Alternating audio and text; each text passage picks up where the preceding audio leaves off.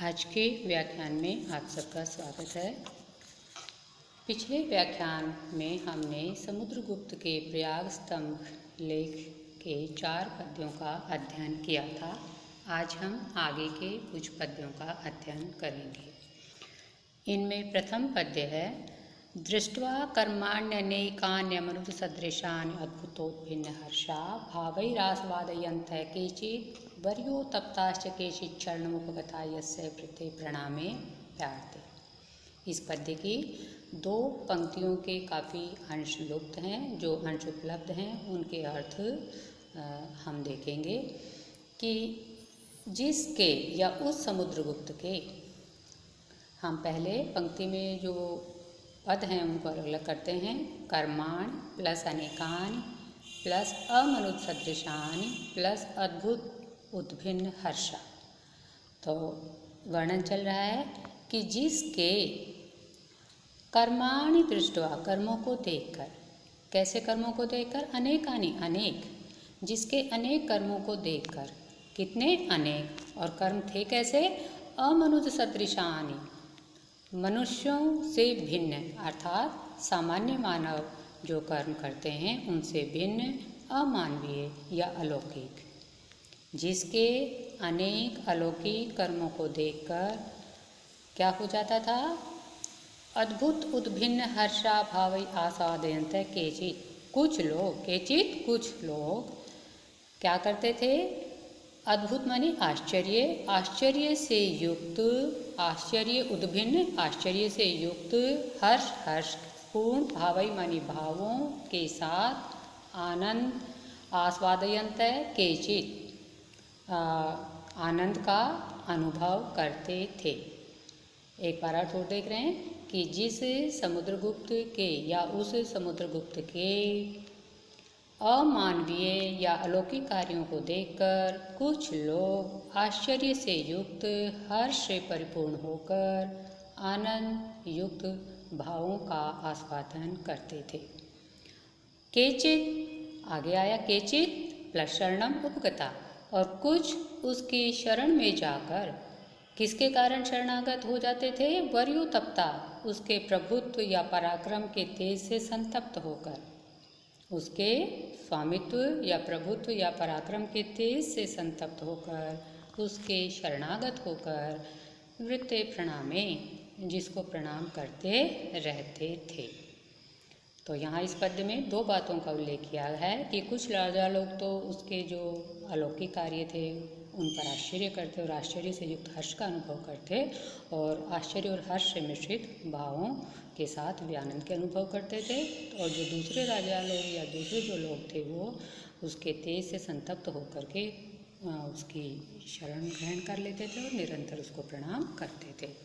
अगला पद्य है, संग्रामेषु स्वभुज विजिता नित्यमुच्चापकाराः स्वस्वमान प्रतोषोत्तंगैः स्फुट बहुरसस्नेहफुल्लैर्मनोभिः पश्चातापं वैशाद वसंतम। यहाँ भी प्रथम पंक्ति पूरी है, बाकी जो अंश हैं 3 पंक्तियों के काफ़ी लुप्त हैं। जो उपलब्ध अंश है उसके अनुसार अर्थ यह है कि नित्यम उच्चापकाराः, नित्यम हमेशा, उच्चापकारा अत्यधिक कष्ट पहुँचाने वाले, क्षति पहुँचाने वाले लोग जो थे उनको वह संग्रामेषु स्वभुज विजिता, वे लोग उस समुद्रगुप्त के द्वारा युद्ध के मैदान में अपनी भुजाओं के पराक्रम से पराजित कर दिए गए थे। कौन से लोग पराजित कर दिए गए थे? जो नित्यम हमेशा उच्चपकारा, ऊंची कोटि का या अत्यधिक अपकार करने में संलग्न रहते थे, ऐसे दुष्स्वभाव के लोगों को समुद्रगुप्त के द्वारा युद्ध के मैदान में अपनी भुजाओं से पराजित कर दिया गया था, अर्थात उनको जीत लिया गया था।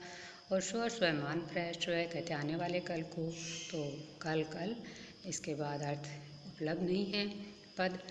फिर आगे आया, तोष उतंग स्फुट बहुरस स्नेहफुल्लई मनोभी।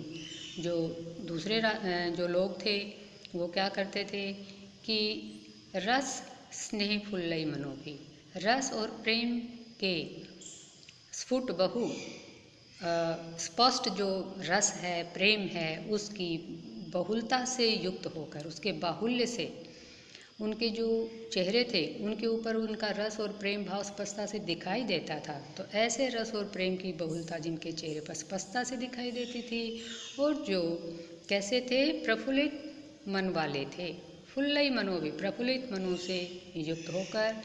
और अगला विशेषण है मन का, तोष उत्तंगई तथा संतोष से उन्नत। तो मन के कितने विशेषण आए कि जो स्पष्ट रस और प्रेम से युक्त होकर खिले हुए और संतोष से युक्त मन वाले, ऐसे लोगों के द्वारा को देखा जाता था।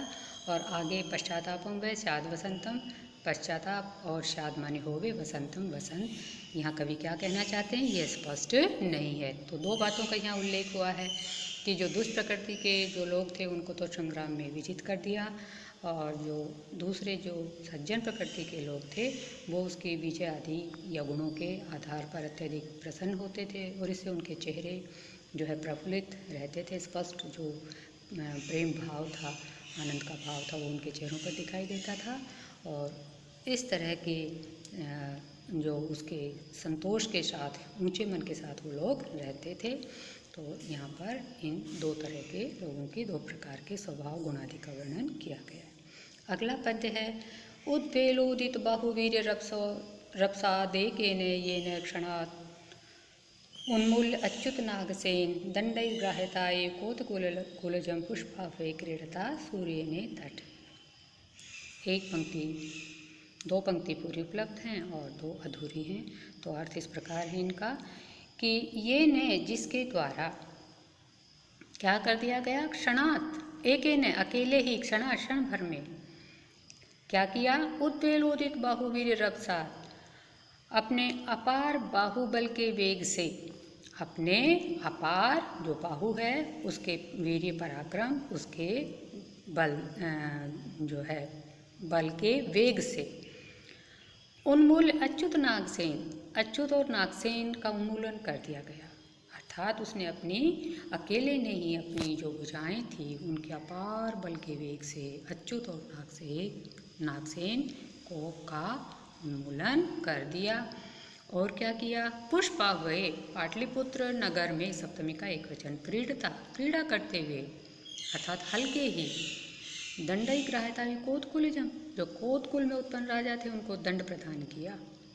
पाटलिपुत्र नगर में क्रीड़ा करते हुए कोतकुल में जम उत्पन्न जो थे राजा, उनको दंड ग्रहण कराते हुए उसके द्वारा आगे अंश उपलब्ध नहीं है। तो यहाँ पर भी दो बातों का उल्लेख हुआ है।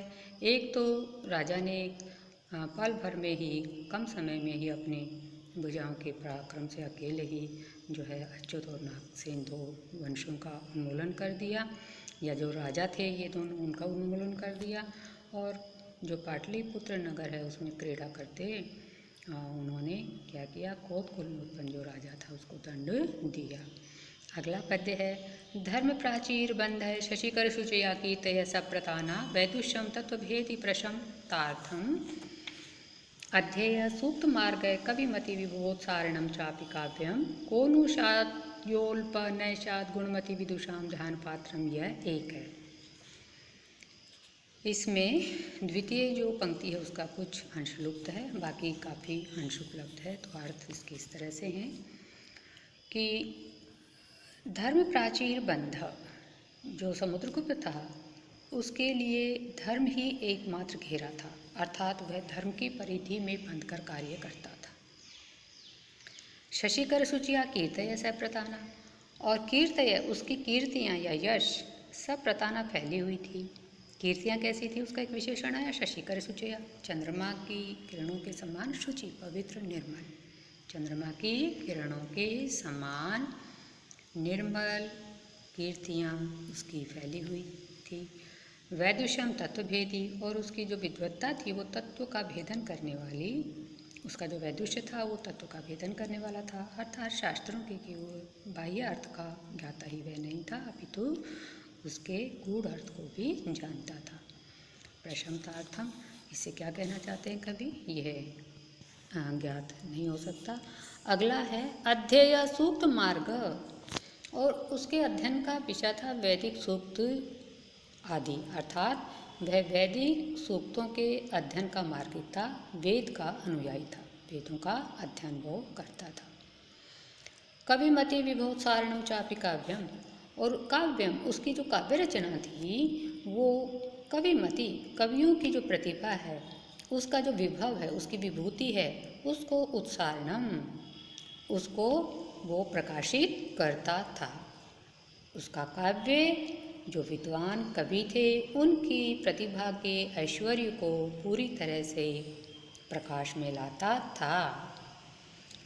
कोनु स्यात् जो अल्पैन स्यात् गुणमति विदुषाम ध्यान पात्रम, यह एक है। स्यात् गुणमति विदुषाम, कौन सा ऐसा थोड़ा सा भी ऐसा कोई गुण शेष नहीं था जो उसमें विद्यमान नहीं हो, अर्थात ऐसा कौन सा गुण है छोटा सा भी जो उसमें नहीं हो, अर्थात उसमें सारे गुण विद्यमान थे। और इसीलिए वह गुणमति विदुषाम, गुण और प्रतिभा का अवलोकन करने वाले, उसका मूल्यांकन करने वाले जो विद्वान हैं, सहृदय विद्वान हैं, ऐसे सहृदय विद्वत समुदाय का या विद्वानों का एक ध्यान पात्र में अकेला ही ध्यान का विषय बना हुआ था। सर्वगुण संपन्न होने के कारण वह अकेला ही समस्त गुण और प्रतिभा का मूल्यांकन करने वाले विद्वानों के ध्यान का पात्र बना हुआ था। इस तरह से इस पद्य में समुद्रगुप्त की सर्वगुण संपन्नता का उल्लेख किया गया है और जिसमें अनेक तरह के गुण विद्यमान थे। यह बताया गया कि वह केवल धर्म के घेरे में रहकर धर्म के अनुकूल कार्य करता था, अर्थात धर्म ही उसके लिए एकमात्र मर्यादा थी।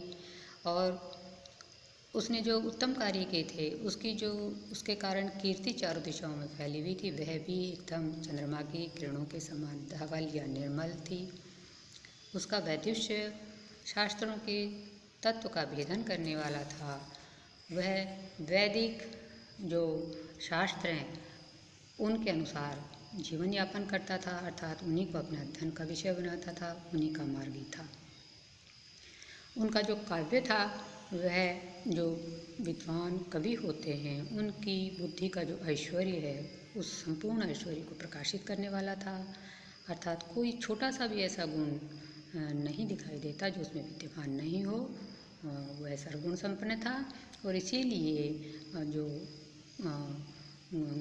कवियों के जो गुण और प्रतिभा की जो ऐश्वर्य होता है उसका जो मूल्यांकन करने वाले जो सहृदय लोग होते हैं उन सब का वह अकेला ही ध्यान का विषय बना हुआ था। इस तरह से हमने आज 4 पद्यों में समुद्रगुप्त के अनेक गुणों का अध्ययन किया, जिसमें उनके पराक्रम, बाह्य पराक्रम, आंतरिक गुण, सृजनात्मक शक्ति, मानवीय गुण, सभी तरह के गुणों का उल्लेख हुआ है।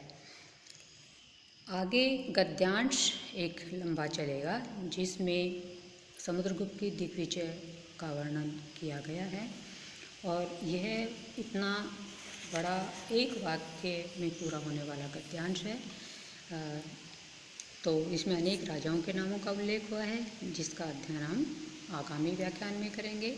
आज इतना ही। आप इसके आधार पर समुद्रगुप्त के चरित्र चित्रण को समझने का प्रयास करें। धन्यवाद। सकुशल रहें आप सब। जय तो भारतम।